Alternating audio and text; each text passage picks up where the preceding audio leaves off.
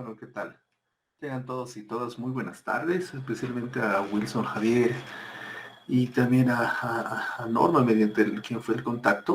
Un agradecimiento a todos los que están en esta sala también.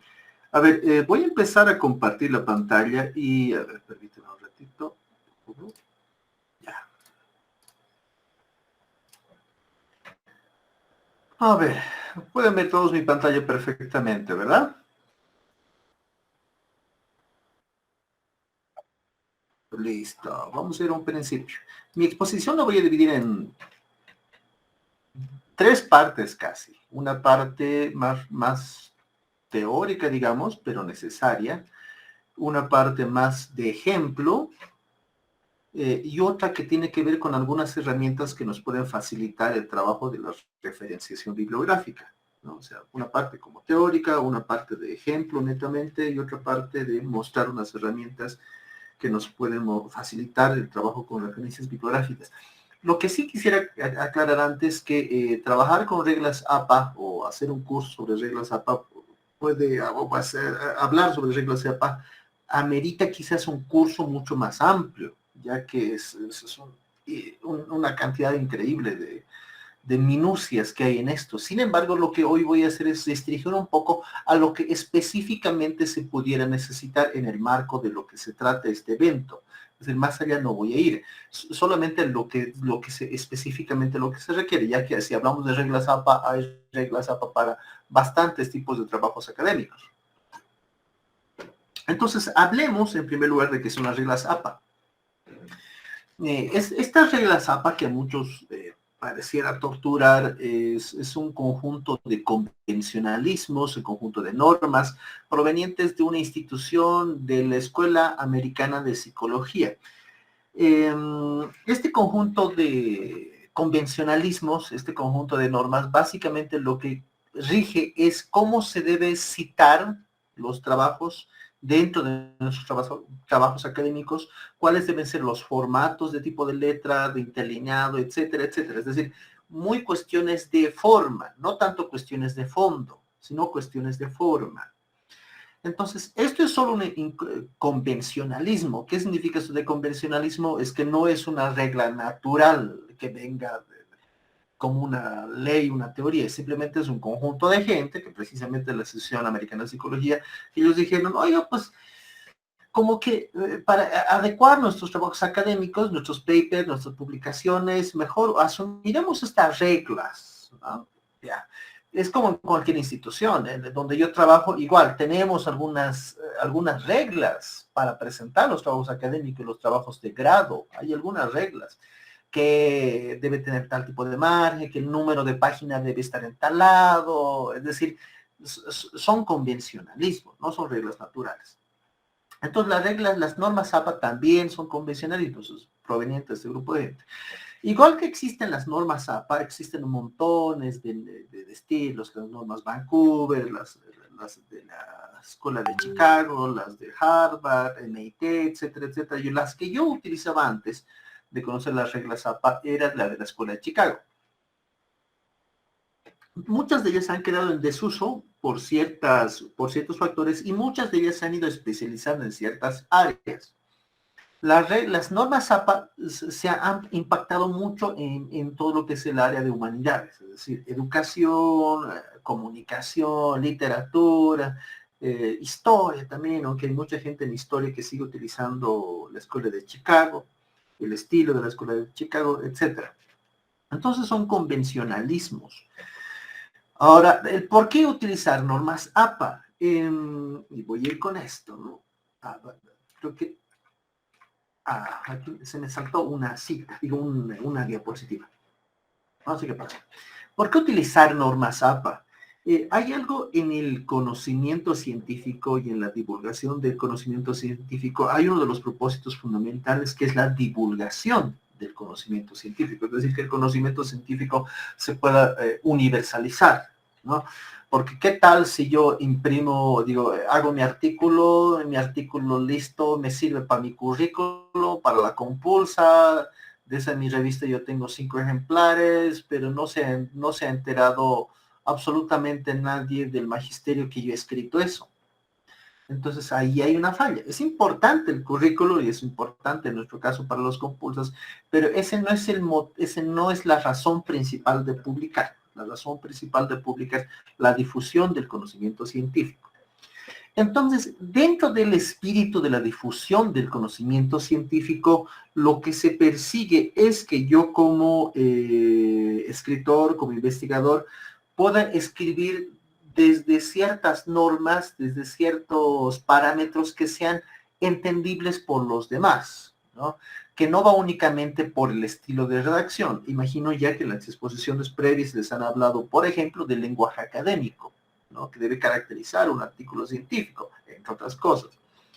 Entonces, el lenguaje académico junto a estas normas APA posibilitan de que lo que yo estoy escribiendo pueda ser entendido por mi vecino, pueda ser entendido por mi colega o puede ser entendido por una persona, por un japonés que habla español, que lee español, que está en Japón y quiere leer sobre lo que yo sobre lo que yo he escrito. Entonces, este japonés o mi vecino se va a dar cuenta fácilmente, va a darse cuenta fácilmente cómo yo he escrito, con qué fuentes he trabajado, de qué manera, etcétera, a partir, a partir a partir de que yo siga ciertas normas, tanto en el citado, en los formatos, etcétera. Entonces, no le va a dificultar. ¿Qué pasa si yo escribo muy a mi estilo? Por ahí alguna gente, yo tenía una compañera hace bastantes años en la universidad y me decía, ah, pero es que eso son imposiciones de la academia, son fetiches de la academia, eso de las normas, que a mí me gusta escribir como yo quiero. Y bueno, probablemente para un ensayo es usted bien, puede ser, pero para un artículo académico, para un artículo que pretenda ser científico, necesita utilizar ciertos estilos, ciertas normas. ¿Por qué? Porque precisamente, ¿qué pasa si yo escribo muy a mi estilo, con mi propio estilo de bibliografía, con mi propio estilo de tipo de redacción? Pues posiblemente lo más seguro es que esa persona que está en Japón y que a duras penas está leyendo español, pues se le va a ser más difícil entenderme. Entonces ahí radica la importancia de asumir estas normas APA, que tiene que ver más con el espíritu de la universalización del conocimiento, de que todos hablemos en el marco de unas mismas normas, en el marco de unos mismos formatos, para que no se nos dificulte entender lo que el otro está escribiendo. Esa es la razón, no es una tortura fastidiosa de los docentes de investigación. Entonces, hablemos ahora bueno, previamente aquí igual me faltaba una cita. Hablemos de cómo citar. Es importante citar porque hay que evitar el plagio. ¿Qué es el plagio? El plagio es robar las ideas de los demás, sin dar el crédito a esas otras personas, ¿no? Eso es robar, intelectualmente hablando. Pero en esto de robar, de hacer un trabajo en esto de poder cometer plagio, hay dos posibilidades. Un plagio involuntario y un plagio intencional, ¿no? Es decir, el plagio involuntario viene dado por el desconocimiento, que yo no sé citar adecuadamente normas APA, yo no sé citar adecuadamente a otro autor y por lo tanto lo incluyo en mi trabajo, pero no está citado bien, no supe cómo, entonces es un plagio involuntario, un plagio accidental, pero también existe el plagio intencional, es decir, cuando, eh, no sé, no recuerdo ahorita el caso, es cuando se encontró, no recuerdo quién, creo que era del presidente del Perú, Vizcarra, creo, no recuerdo bien, cuando se encontró partes de su tesis que eran provenientes originalmente de un trabajo en inglés. Es decir, lo que hizo esta persona es solamente traducir todo el paper el artículo de esta persona, que estaba en inglés originalmente, traducirlo y mandarlo de español como parte de su trabajo. Entonces, eso era un plagio bastante descarado. Y como ese también hay otros plagios bastante descarados. Y ahí radica la importancia de citar, ¿no? Y aquí nosotros podemos ver citar. Es decir, tomar las ideas de otros libros, otros artículos, periódicos, videos, Hoy vivimos en una época en la que se vive un bombardeo de medios de información, entonces todos esos pueden llegar a citarse de manera correcta, ¿no? Básicamente, ¿qué es lo que hacemos en un trabajo de citado? Pues ofrecemos la información del autor, quién es y en qué año lo ha publicado. Básicamente hacemos eso, ¿ya? Sigamos viendo un poco más. A ver, y cuando hablamos de tipos de citas, podemos asumir tres cuestiones cuando hablamos de citar, y están allá abajo en color amarillo. La primera son citas textuales, la segunda son citas parafraseadas, tenemos que asumir esas dos, o bien es una cita textual, o bien es una cita parafraseada. Y una tercera manera de asumir una cita es en qué estamos haciendo énfasis al citar esa idea. Estamos haciendo énfasis en la idea o en el autor. Vamos a ver eso en un ratito. Reitero, tres maneras de asumir. Cita directa, cita indirecta, y la tercera, si hacemos énfasis en el autor que está diciendo esa cita o en la idea de ese autor, ¿no? Hablemos de la 1 y la 2. Estas son más fáciles de entender. Las citas textuales es cuando nosotros reproducimos tal cual lo que dice otra persona y la introducimos en nuestro texto. Y las citas indirectas o parafraseadas es cuando nosotros tomamos las ideas de ese otro autor y las parafraseamos, las decimos con nuestras propias palabras.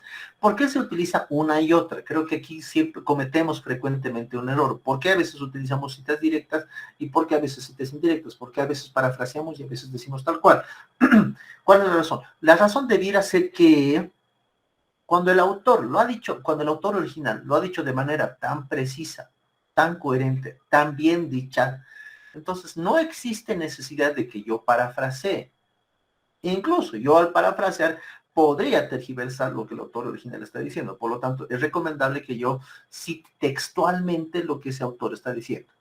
Cuando sucede el caso contrario, de que, por ejemplo, el autor original es demasiado extenso, redunda demasiado, o no es fácil de entender,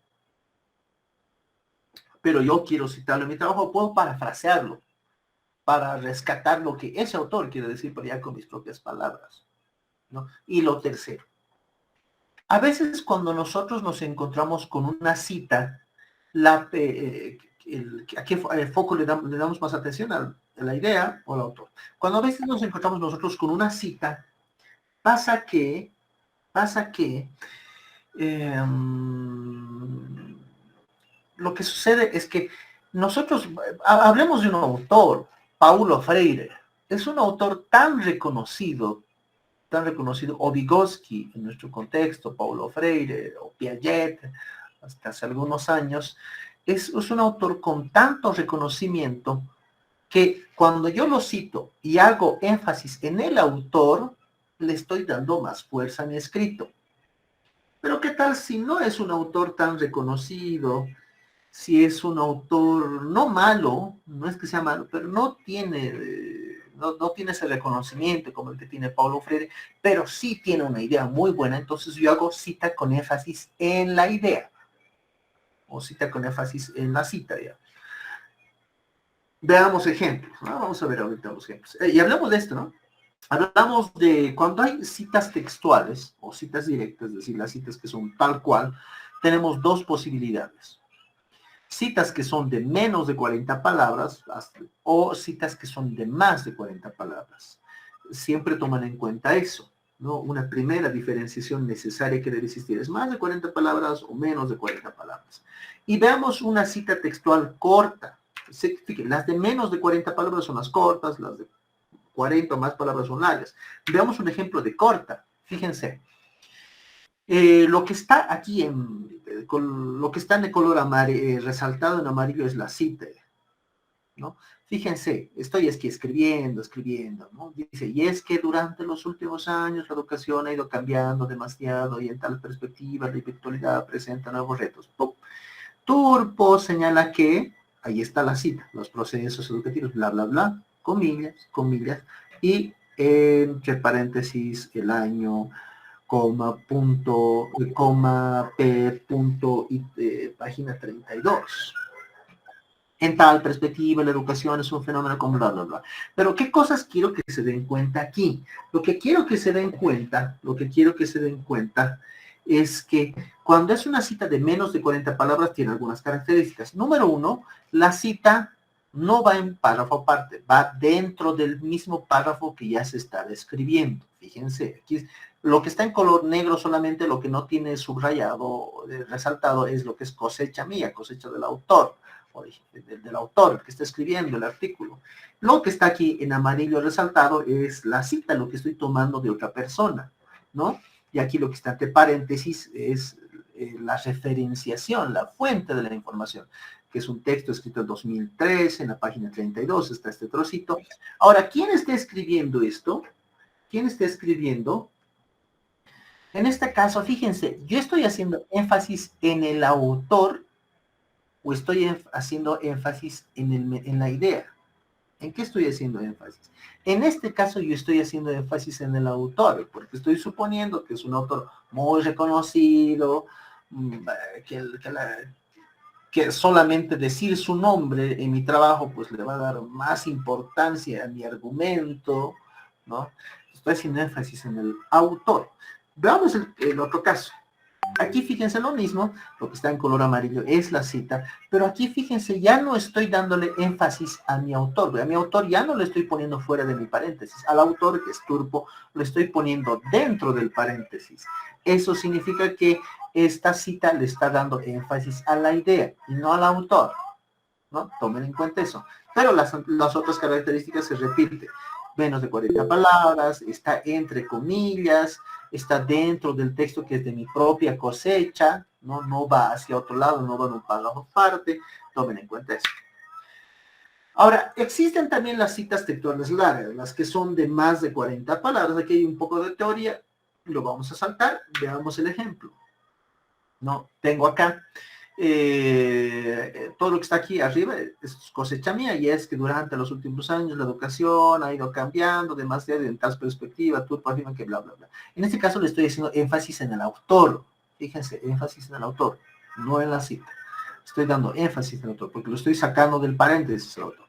Aquí está la cita tiene una sangría hacia el lado izquierdo, fíjense, que es un espacio de tab, es una tabulación, un tab de nuestro teclado, y está este espacio, y esta tabulación le hace entender a mi lector que esto es una cita, porque si no existiera esta tabulación, este tab aquí, este espacio, mi lector no podría entender que esto es una cita. Por eso es importante saber reglas APAS. Si otra persona también sabe reglas APAS séptima edición o algo recuerda algo de la sexta y recién está yendo a la séptima, se va a dar cuenta fácilmente de que esto es una cita, ¿no? Veamos otro ejemplo. Esto es lo mismo, pero con el ejemplo que el énfasis está haciendo en la cita, ya no en el autor, porque el autor ya lo estoy metiendo dentro del paréntesis, dentro de la referencia. Ahora, hay un caso que siempre sucede y pasa muchas veces. Y esto es la cita de cita. ¿Qué pasa cuando yo no logro encontrar algún libro? Digamos, no logro encontrar el libro original que ha publicado Piaget en torno a que ha escrito sobre el aprendizaje, etcétera, no sé. Pero sí he encontrado una tesis que habla, una tesis que está citando a Piaget. Y esa información a mí me interesa. O sea, he encontrado un libro que está citando a Piaget, pero no estoy encontrando el libro original de donde está esa idea que ha sido sacada para ser citada en esa tesis. Es decir, voy a hacer una cita de cita, ¿no?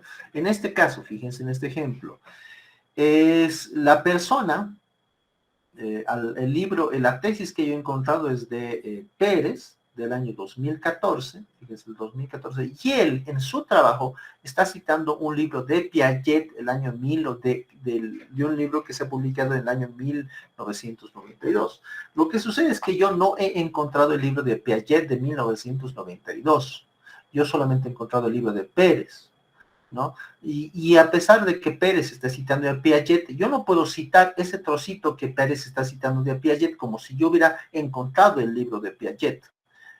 Tengo que proceder cita de cita. ¿Cómo procede aquí? Fíjense, aquí abajo está el ejemplo. Todo es... lo que no está resaltado es cosecha mía, lo que no está resaltado, fíjense, cerrando así la discusión por un buen tiempo. Para Piaget, ahí está, el conocimiento ordinario es importante porque constituye todo lo que está aquí es cita, ¿no? Entre paréntesis, la cita es una cita de menos de 40 palabras.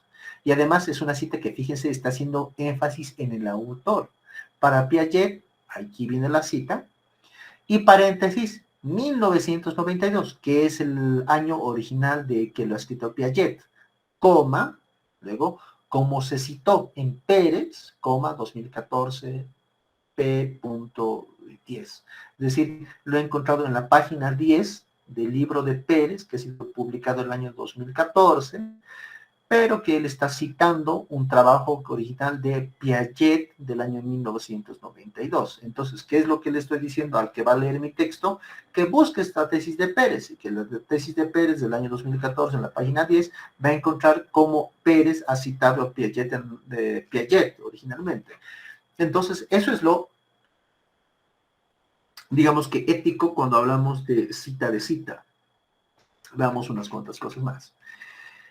Bueno, esto es lo mismo, pero si hiciéramos énfasis ya no en el autor, sino hiciéramos énfasis en la cita. Ahí está. En el proceso de aprendizaje, aquí viene la cita. En el conocimiento ordinario es importante que constituyan los conocimientos previos a partir del conocimiento de la construcción, comillas, cierre, entre paréntesis. Al autor ya le estoy metiendo dentro del paréntesis. Piaget, 1992, como se citó en Pérez, 2014, P.10, es decir, página 10. Luego, esto implicaba entonces que antes de llegar a esta etapa adulta, el niño se dan cuenta que cita de menos de 40 palabras es una cita de cita. Entonces, para que vean que no es tan complicado, no es tan complicado hacer esto. Ahora veamos, cita parafraseada o indirecta, es decir, cuando ya saben por qué, cuando yo puedo decirlo de mejor manera o puedo decirlo con mayor precisión, ¿no? Porque cita directa, cuando el autor ya lo ha dicho muy bien, ¿para qué voy a parafrasearlo? Pero en este caso estoy citando. Todo lo que está con resaltado es cita, lo que está resaltado en amarillo es cita, lo demás es cosecha mía. Y es que durante los últimos años, bla, bla, bla, bla, bla, y en tal perspectiva la virtualidad presenta nuevos retos. Así, es posible afirmar que los métodos de educación virtual establecen una serie de hechos vinculados y de forma distribuida bajo diferentes niveles y extensiones. Lo demás todo es cosecha mía. Pero fíjense, quiero que se den cuenta, una cosa que falta aquí, aquí está la idea del otro autor, que es de Turpo, está parafraseada esa otra idea. Pero aquí, como está parafraseado, no es necesario que le ponga comillas. ¿Por qué? Porque estoy reproduciendo desde mis propias palabras. No estoy reproduciendo de manera textual, solo se utiliza comillas cuando estoy reproduciendo de manera textual. Y fíjense en la fuente, la referencia, estoy diciendo Turpo 2013, pero fíjense algo, dense cuenta de algo. No estoy poniendo número de página. Y el hecho de no poner número de página cuando es una cita parafraseada o indirecta tiene una razón de ser. ¿Por qué? ¿Para qué le voy a dar a mi lector el número de página? Porque no va a poder ubicar esta cita. Yo le doy que es de la página 30, él va a buscar esta cita, esto que está en amarillo, no va a poder encontrar jamás, porque no está pues reproducido tal cual, no hay una cita de referencia exacta, no simplemente está parafraseado, tomen en cuenta eso, ¿no? Entonces, por eso es innecesario el número de páginas. Sigamos viendo un poco más. Bueno, aquí igual, es una cita parafraseada, pero en este caso se está haciendo énfasis en el autor, porque aquí a Turpo, que es el autor, lo estoy sacando del paréntesis. Todo lo que está en amarillo es una tesis, digo, es una cita, ¿no? Igual, no lleva comillas, no estoy señalando número de página, etcétera, etcétera. En algunos casos, esto pasa sobre todo con documentos antiguos, de larga data, aunque puede pasar también con algunos documentos más recientes, por ejemplo, documentación oficial, alguna vez he visto. puede haber ausencia de fecha. Entonces, cuando hay dos posibilidades, vean el primer ejemplo, ¿no? El primer ejemplo de esto. Cuando yo definitivamente desconozco la fecha, cuando definitivamente no sé en qué año se ha publicado, está la cita, en este caso es una cita parafraseada, fíjense, está entre paréntesis, turpo, coma, y voy a poner sin fecha, s.f. Estoy diciendo que desconozco la fecha. O, fíjense, en el caso de que yo conozca más o menos en qué fecha se ha hecho, porque por ahí es un libro que habla de por ahí es un libro que recoge unas crónicas de lo que ocurrió en La Paz el año 2003, de la Guerra del Gas. Pero el texto no diga que ha sido publicado el año 2003, ¿no? Por ahí no dice que ha sido publicado en el año 2003. Pero yo puedo de pronto, si tengo dificultades de conexión, me avisa porque me está escribiendo en el grupo. Pero yo puedo intuir que ese libro ha sido escrito el 2003, aunque no estoy seguro. Entonces puedo poner turpo y C.2013 o 2003. Yo sospecho que está cerca de esa fecha, entonces el C es una abreviación en este caso de cerca. Entonces puedo proceder de esa manera. Importante dato a tomar en cuenta cuando desconocemos la fecha. Ahora, pasa también en algunos casos que no hay el autor.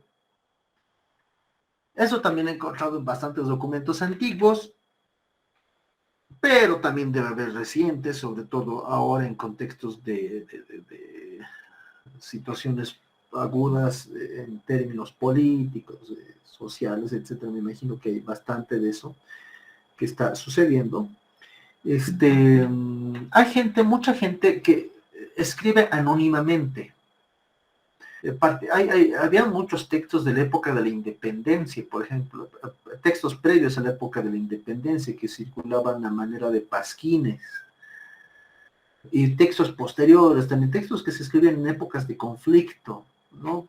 Entonces muchos los escribían de manera anónima porque si se sabía la autoría de ese texto, los autores temían que pudiera tener cierto tipo de persecución. Entonces por eso generalmente no decían cuál era el autor, omitían su nombre, es decir, escribían eso pero no ponían su nombre, no ponían su nombre. Entonces hay de esos documentos. Hay también documentos de los cuales accidentalmente, por ahí en la fotocopia, no sé, en la fuente donde estamos encontrando, no está el autor.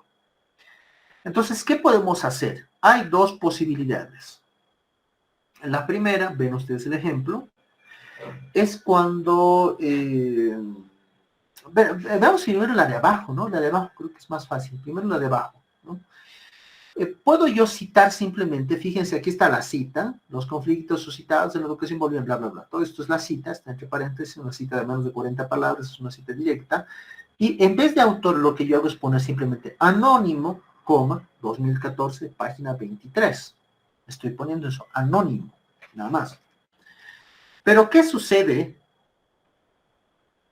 si es que tengo varias fuentes donde hay ausencia del autor, donde no señala el autor?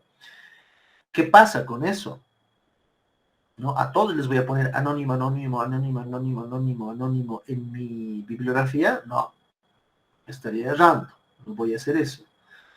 Lo que tengo que hacer si tengo varios anónimos es proceder como en el ejemplo de arriba. Fíjense, aquí está la cita y abajo voy a poner de qué se trata el libro. Bueno, perdón, voy a poner el nombre del libro, ¿no? Historia del Magisterio Boliviano, 2014, página 23. Ahora, en el caso de que fuera una entrevista, aquí también podría poner la temática de la entrevista, ¿no? Y para entrevistas también hay una cosa medio conflictiva que es un añadido que tengo acá. Entonces, eso puedo hacer, estas dos posibilidades puedo hacer yo cuando tengo ausencia del autor. Ahora, citas de entrevistas. Esto es medio difícil y donde trabajo nos hemos visto en figurillas respecto a esto, pero indagando un poco más he llegado a la siguiente conclusión. Porque si bien las normas APA te dan ciertos lineamientos, hay cosas que tienes que resolver a partir de esos lineamientos, pero con base al sentido común, también un sentido común que no escape de esos lineamientos. Entonces, cuando hablamos de citas de entrevistas, hay varias posibilidades. La primera posibilidad es que esa cita dentro de mi trabajo esté totalmente transcrito. De inicio hasta fin, esté totalmente transcrito. De tal manera que mi lector puede consultar la transcripción de esa entrevista. Puede ver la transcripción in extenso, puede leer la transcripción total de esa entrevista en los anexos de mi trabajo, sea que es un artículo, sea que es un trabajo de grado, etc. Pero también hay otra posibilidad.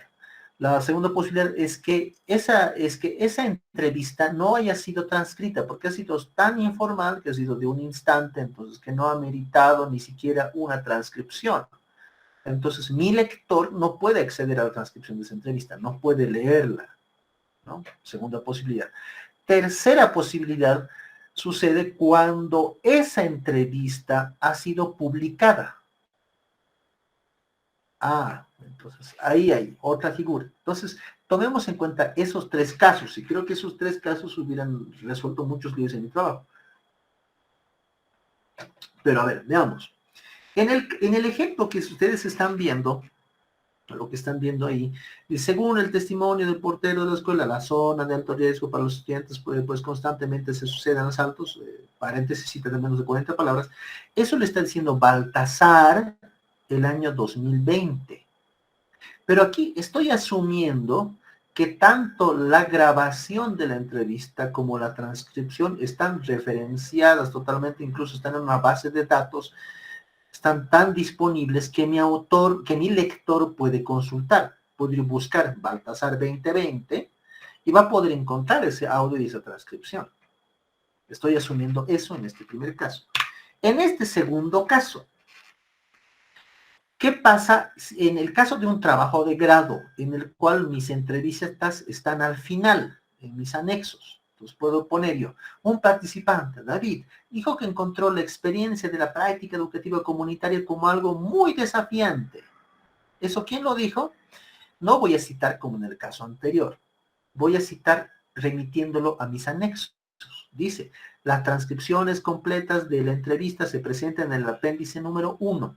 Entonces, lo que yo hago cuando me encuentro con un caso donde yo estoy citando directa o indirectamente, textualmente o parafraseadamente a una entrevista que está en mis anexos, yo lo que hago es mandarlo a mis apéndices o a mis anexos, mandarlo al lector.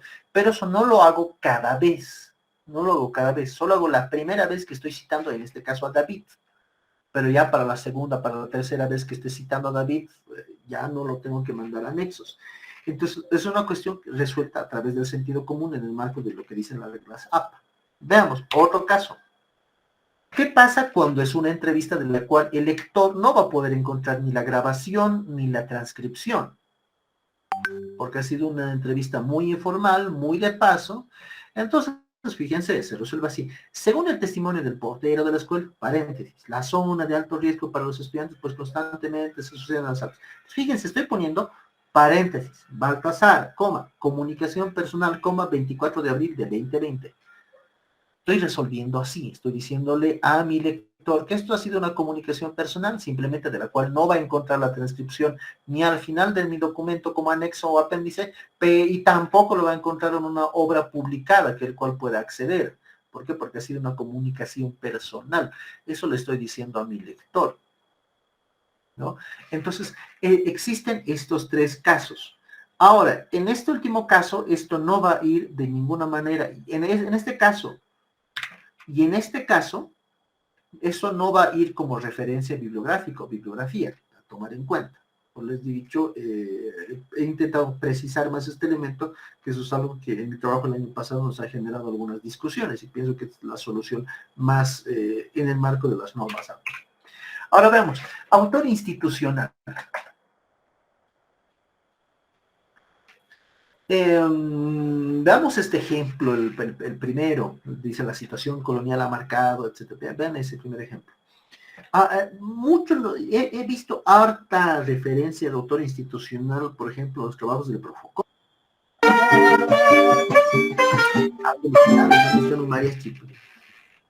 Ya. He visto harto trabajo con referencias institucionales en los trabajos del Profocom, por ejemplo, ¿no? Cuando referenciaban módulos del Profocom, cuando referenciaban textos oficiales del Ministerio de Educación, etcétera, ¿no? Alguien está festejando un cumpleaños con banda incluida, le rogaríamos que pudiera apagar su micrófono. Entonces, hay constantemente referencias a instituciones. ¿Por qué? Porque hay ocasiones en que las instituciones hacen publicaciones, pero en calidad de institución, no en calidad de persona particular, persona individual.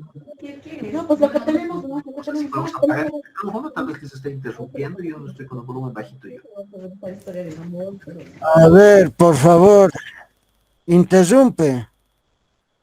Ya, ahora sí, creo que ya escuché, estamos festejando un cumpleaños. ¿Por qué? Por ejemplo, el Ministerio de Educación, ustedes revisen esos documentos oficiales, ¿no? Las guías que tiene el Profocom, había hace tiempo un diplomado en investigación del cual el ministerio ha sacado varias guías, etcétera.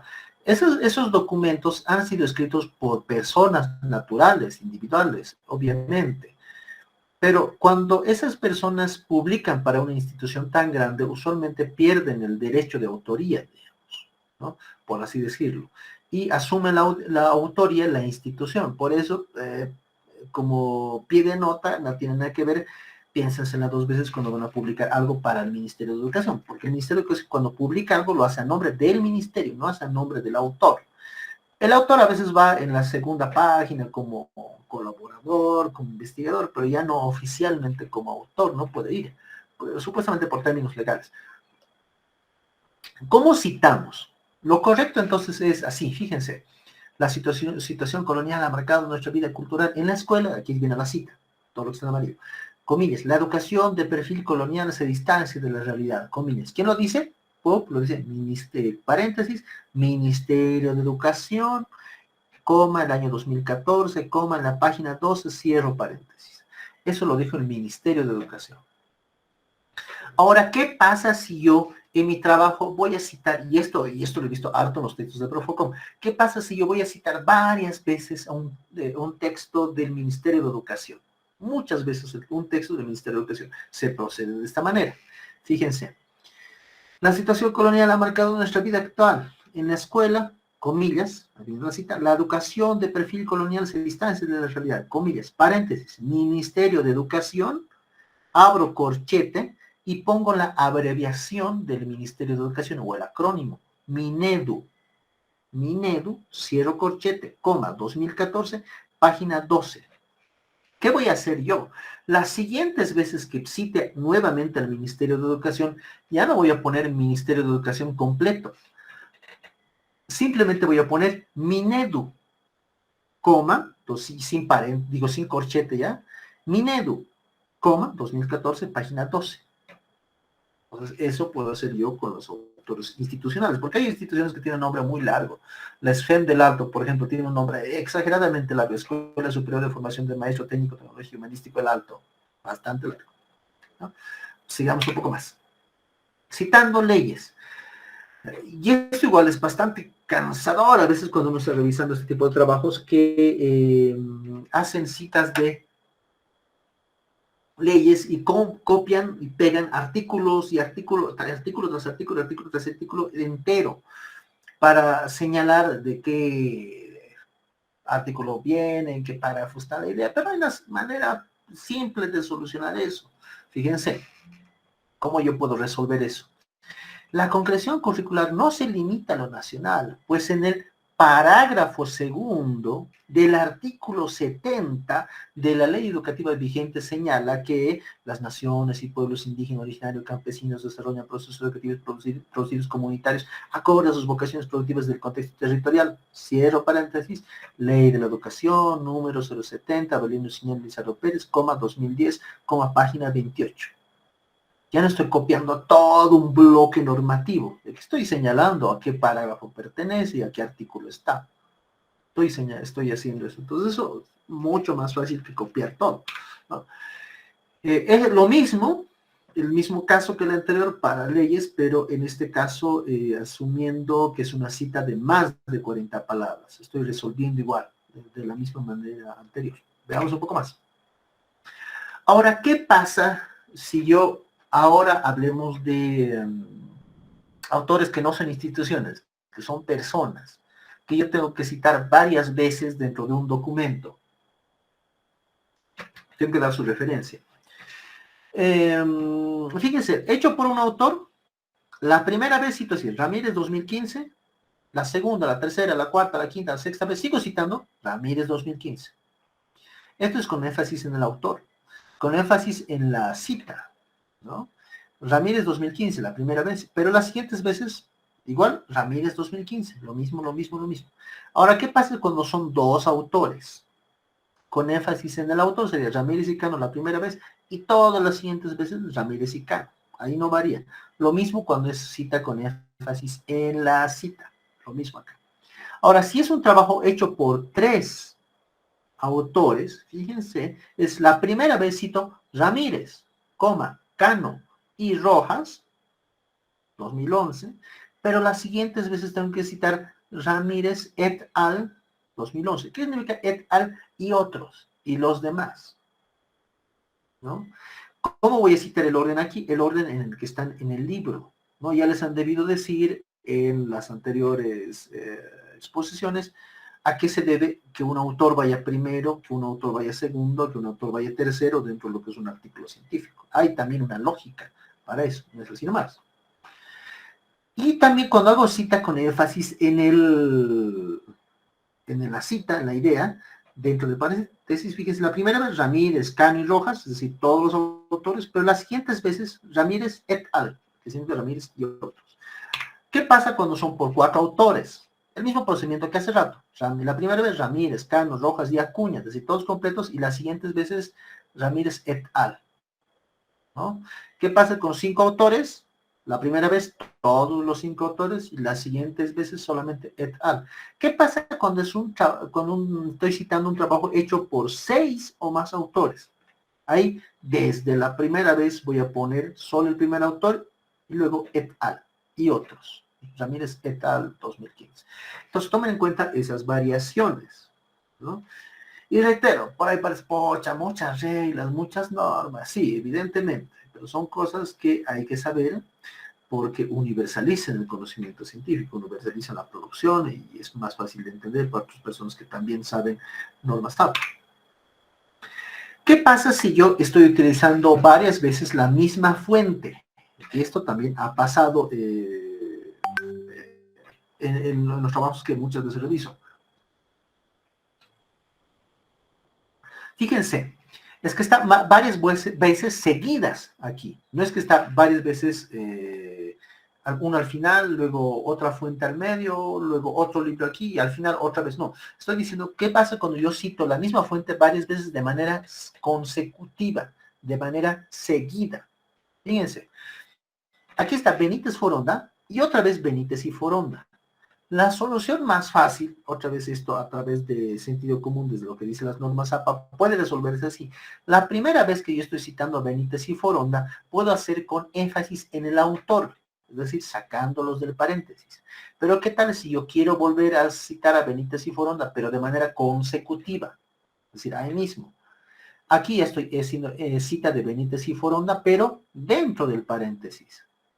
Entonces ya no estoy cometiendo ese error como que de redundar porque se ve incluso poco estético, ¿no? Entonces, esa es la manera en la que yo puedo llegar a proceder. Sigamos viendo. Cuando yo hago citas de listas, las listas se proceden de esa manera, ¿no? Cuando estoy citando una lista, directamente pongo la lista, es decir, estas cositas que son viñetas, las conozco así, estas viñetitas, porque en el texto original del autor lo ha puesto como viñetas. Si yo quiero reproducir tal cual esa cita, tal cual esa lista, pongo vulnerabilidad, ausencia, escasa motivación, toda la lista, y luego, fíjense, en el último elemento de la lista, pongo la fuente. Alcalá, 2019, página 2021.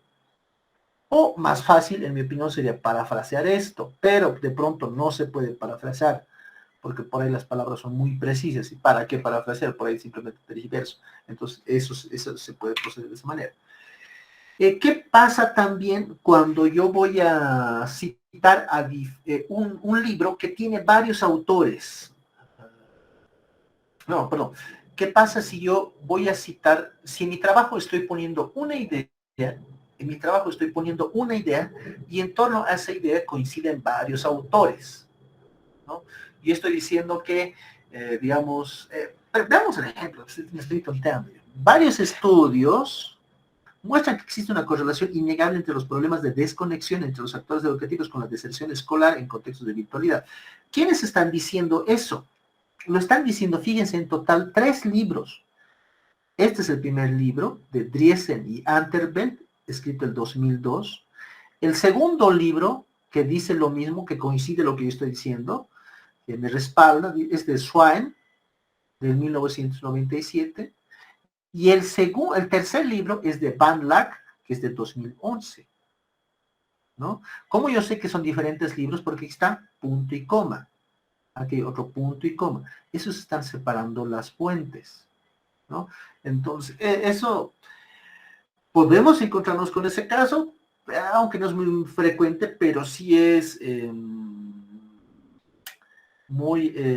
se ve cuando son estudios muy prolijos en cuanto a la investigación teórica, porque hay estudios que han investigado muchísimo, entonces tienen tanta información y tienen que ser honestos también en el proceso de citar toda esa información. Y lleguemos ahora al ejemplo. Veamos aquí, hay un ejemplito. Todo lo anterior tenía que ver con citas, con tomar las ideas de otra persona e incluirlas en mi trabajo, pero hay también otras cosas relacionadas dentro de las normas APA séptima edición que tienen que ver con la cuestión de formatos, de formas, ya, mucho más forma todavía. Y hablemos de eso, ¿no? Hablemos de las formas. Y antes de hablar de esto, alguna vez comentaba esto en redes sociales y una persona me respondía, pero es que esa cuestión de las formas varía pues de institución en institución, lo único importante es las normas para citar. En realidad no, si vamos a utilizar normas APA, es decir, si yo en mi colegio, en mi institución, estoy diciendo que vamos a utilizar normas APA por honestidad, por ser consecuente, debería utilizar todo lo relacionado con las normas APA, todo, incluso las cuestiones de forma. Pero si yo solamente voy a utilizar algunas cositas de las normas APA, entonces ya no son pues propiamente normas APA, podría bautizarlo, podría ponerle normas de publicación de la Unidad Educativa Fernando Bravo, ¿no? Y esas normas de publicación de la Unidad Educativa Fernando Bravo están tomando algunas cositas de las normas APA, como por ejemplo de las citas, pero ya no son normas APA propiamente. No podemos decir que estamos utilizando normas APA, porque normas APA o usas todo o no usas nada. Hay que ser bastante estricto en ese sentido por una cuestión de formalidad institucional. No estamos escribiendo no sé, no estamos escribiendo banalidades, estamos escribiendo producción intelectual seria, formal. Entonces, hablando de cuestiones más de forma todavía que lo de hace rato. Número 1, el tamaño de papel es carta. Fíjense, el tamaño de papel es carta. Hay una sangría hay un margen a todos lados, hay un margen de 2,54, es decir, 1 pulgada. Al inicio de cada párrafo, la primera línea de cada párrafo tiene una sangría de 1,27 centímetros. Ahorita vamos a ver un ejemplo, está muy pequeño quizás. Tipo de papel, bueno, repasemos. Es tamaño carta o letter en inglés. Papel es 21.59 por 21,59 de ancho por 27,94 centímetros de largo. Bueno, aquí están las medidas en pulgada también. Los párrafos solo tienen alineados a la izquierda, no están justificados a ambos lados. Ahorita vamos a ver un ejemplo. Y el interlineado es doble. Las fuentes, es decir, el tipo de letra que se utilizan, son generalmente calibre 11, Arial 11, Lucida Sans, Unicode 10, Georgia 11, Times New Roman 12. ¿Por qué se utiliza este tipo particular de letras y no otros? Porque según estos convencionalismos también son los que mejor muestran algunas cosas cuando ya están impresas. Por ejemplo, fórmulas químicas o signos, algunos signos que utilizan en las matemáticas, se evidencian mejor, se muestran mejor utilizando este tipo de fuentes, ¿no? Cuando están impresas o cuando se ven en pantalla. Entonces, eso a tomar en cuenta. Bueno, ahí está muy bien. Entonces, veamos al ejemplo. Veamos al ejemplo. Estamos dedicando un poquillo de tiempo, tal vez lo último lo que vamos a ver, vamos a ver qué hacemos. Esto es la portadilla. A ver, lo que están viendo a la izquierda es la portadilla, la primera página que debería tener un artículo científico si estamos asumiendo de manera estricta las normas APA, que pienso que deberían, y este año mi meta es que en mi trabajo las utilicemos de manera estricta, ¿no? Y voy a intentar que hagamos eso, sí o sí. Entonces, ¿qué elementos tiene? Al centro, ojo, que esto puede variar para un trabajo de estudiante o de profesional, pero estoy rescatando algunos elementos esenciales, ¿ya? Primero estoy poniendo la neurociencia, este es el título del artículo, está yendo el título del artículo, aquí abajo está yendo el autor, aquí abajo está yendo la institución en el marco del cual se está escribiendo este artículo, y aquí está la fecha de escritura de ese artículo.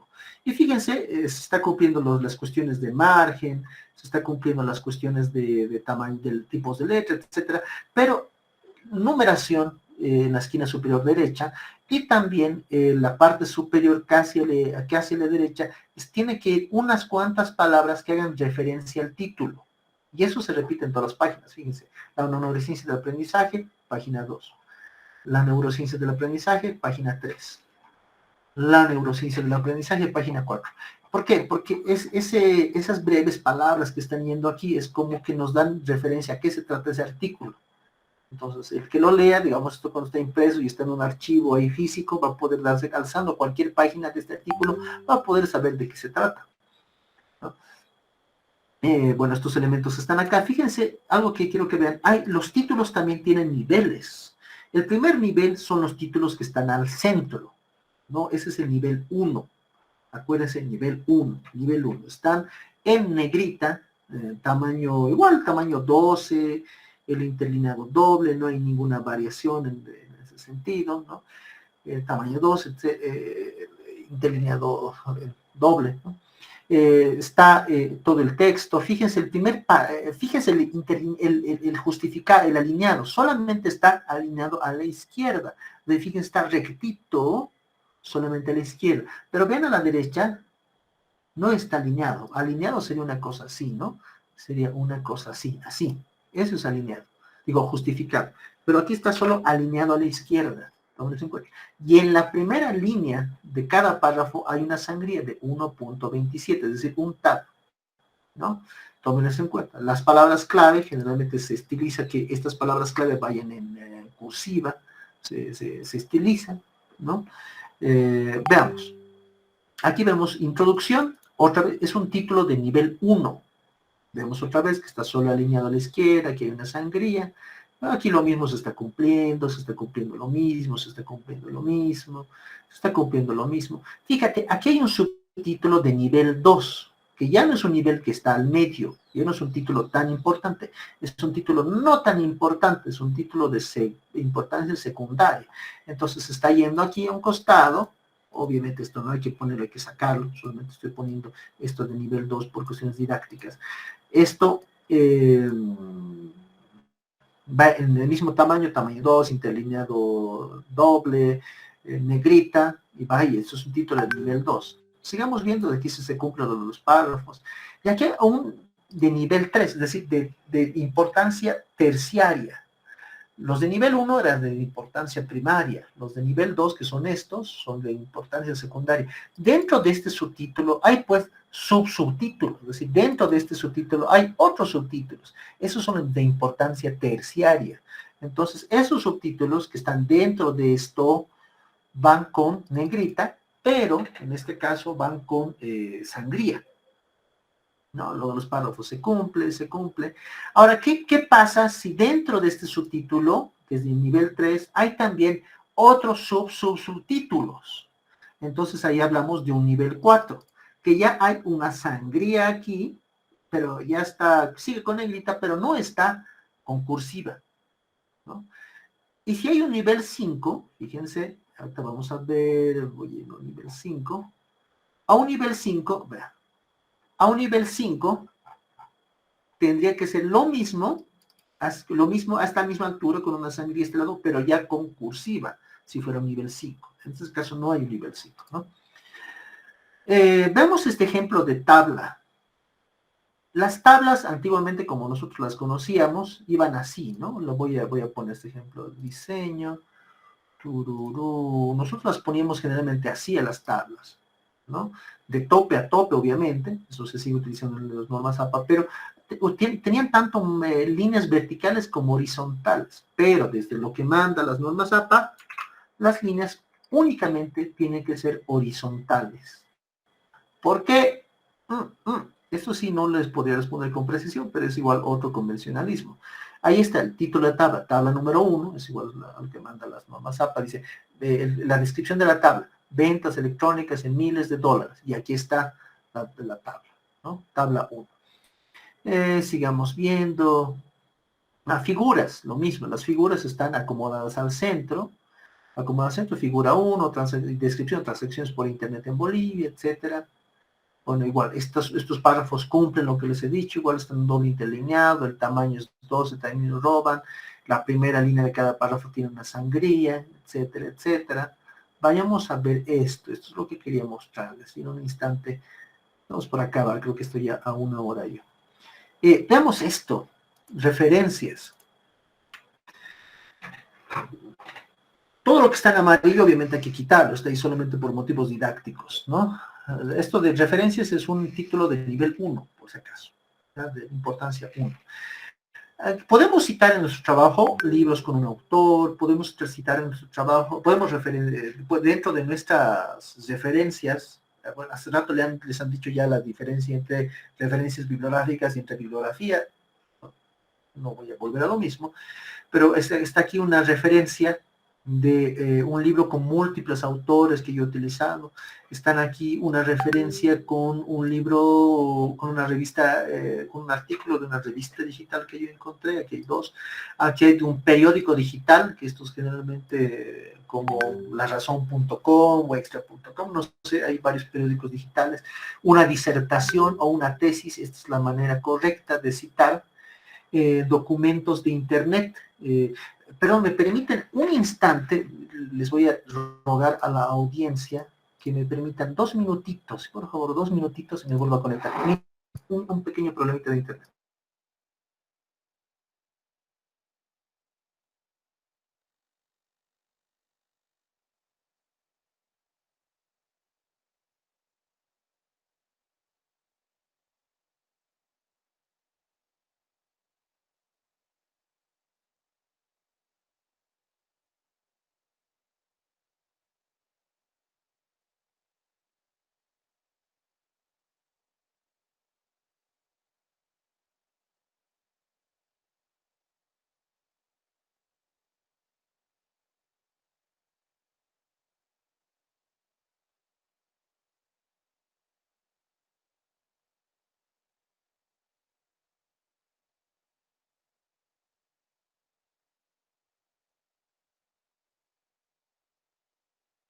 Ahora sí.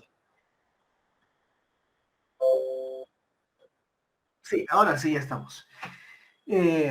También pueden hacerse citas de documentos de internet como blogs, videos, páginas web, aquí está, artículos de revistas físicas, aquí está, los ejemplos.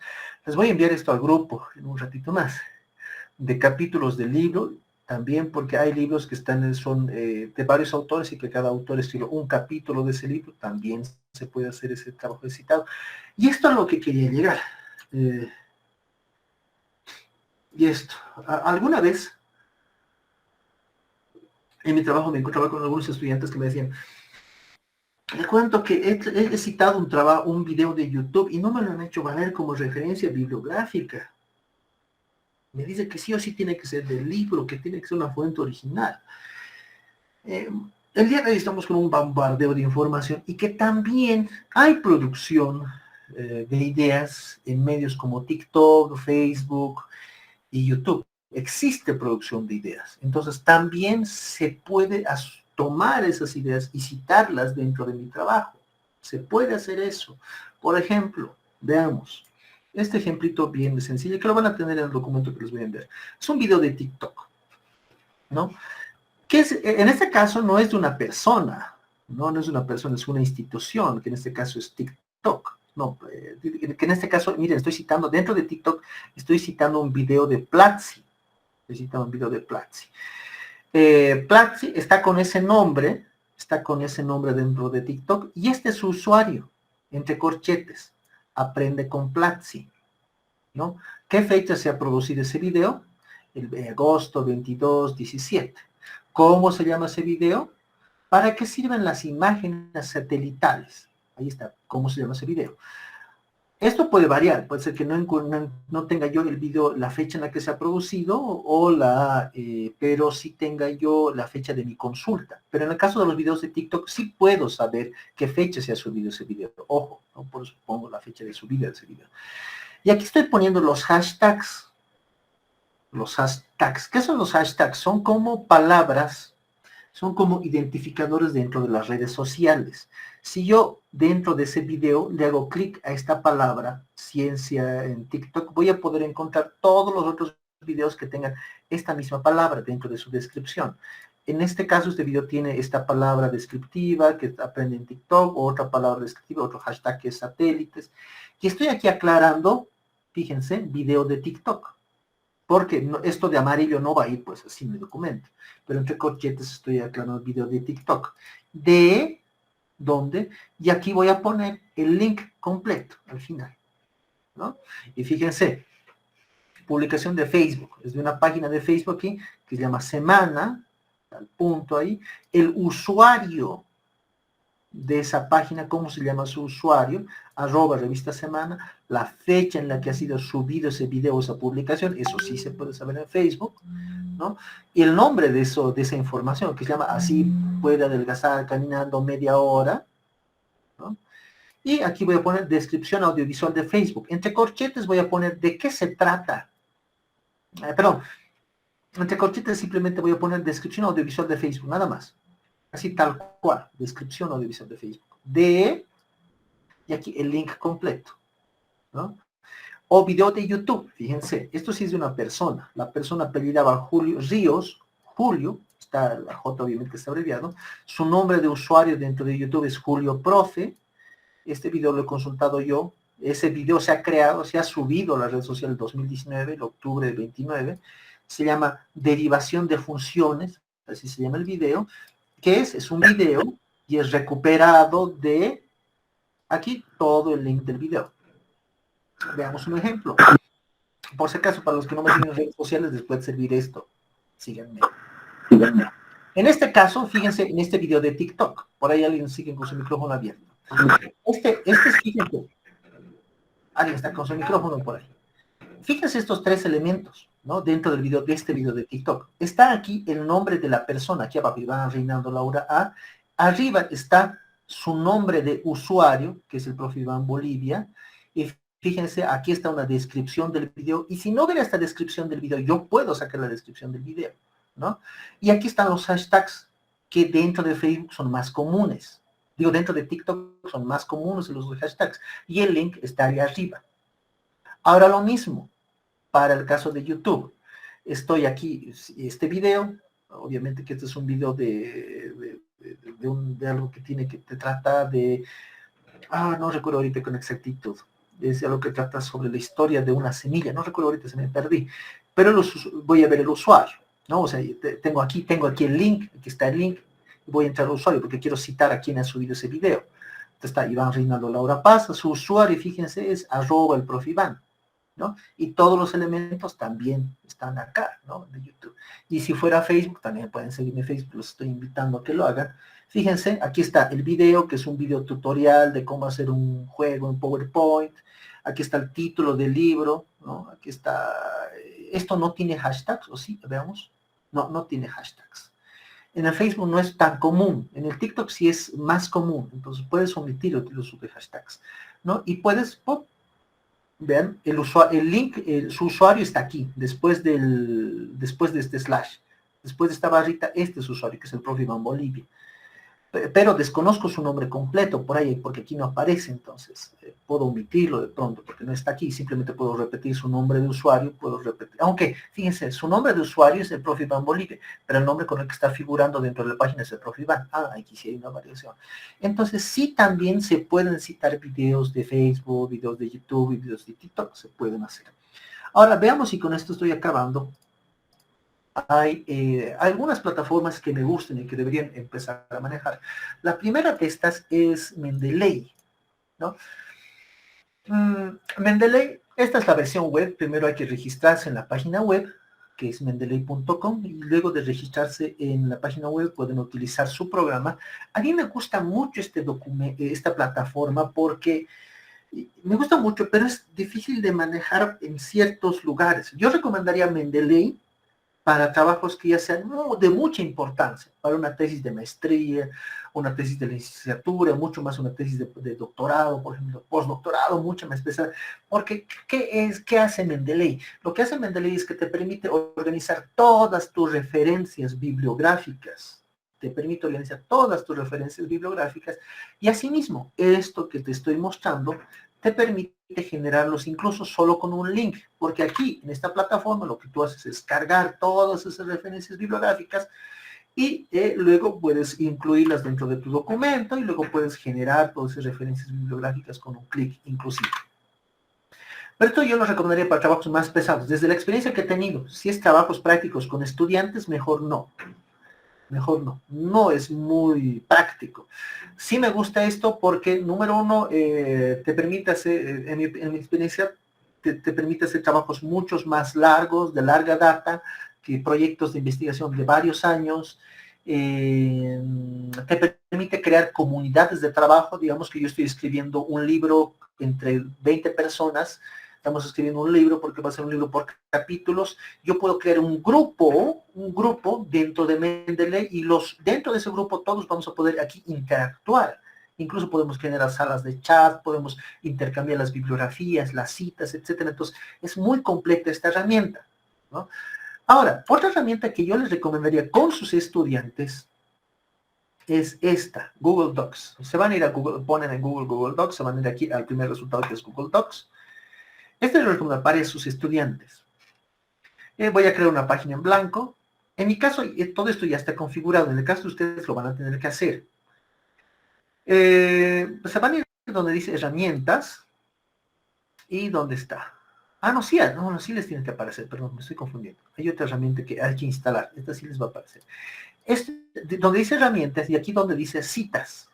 Fíjense, herramientas y luego donde dice citas. Aquí yo puedo elegir qué tipo de citas, MLA, APA séptima edición, o Escuela de Chicago, o puedo insertar más, añadir, o puedo insertar otro tipo de citas, las que yo necesite, pero aquí están las más convencionales.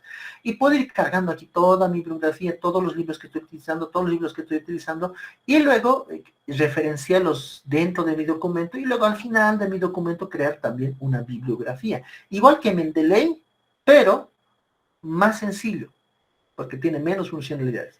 ¿Cuáles son las diferencias entre Google Docs, su gestor bibliográfico, con Mendeley? Mendeley es para trabajos mucho más formales, para trabajos cooperativos, para trabajos en los cuales sean proyectos de investigación de varios años, mientras que Mendeley es para trabajos más rápidos, ¿no? Trabajos en los cuales no seas tú, digamos, alguien que vive de la investigación, solo lo quieres para una monografía, o no sé, algo sencillo. Entonces, eso te va muy bien el Google Docs, ¿no?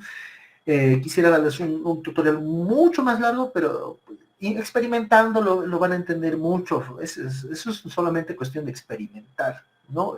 Personalmente, del próximo año voy a trabajar únicamente con Google Docs, porque Tiene muchas más herramientas que las que les he mostrado, ¿no? Y bueno, creo que es hasta aquí, intentando no extenderme. Esto es lo que podría decirles. Y para acabar, la importancia que tiene citar adecuadamente un trabajo va a varios niveles, ¿no? Un primer nivel, porque como intelectual, yo que quiero ser intelectual, yo que quiero escribir, yo que quiero darme el título de investigador, si no puedo hacer algo tan simple como manejar normas APA, porque en realidad sí es bastante sencillo, no podría yo darme ese nivel de investigador, porque es como si yo fuera literato y cometiera errores ortográficos, ¿no? Tuviera errores de redacción, es algo que debiera ser muy básico. Ese es un nivel. Otro nivel, pues, es importante manejar las normas APA porque eso universaliza el conocimiento, hace que otros puedan entender la manera en la que yo estoy escribiendo, las fuentes que yo estoy utilizando, etcétera.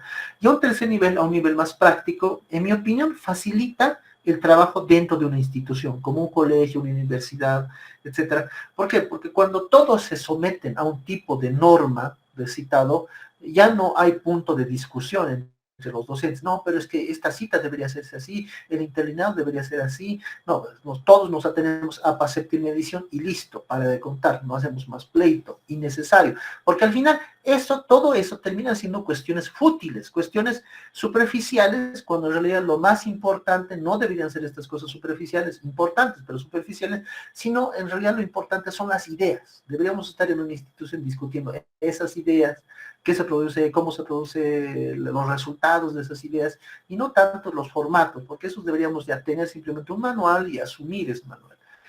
Bueno, eso sería todo. Muchas gracias.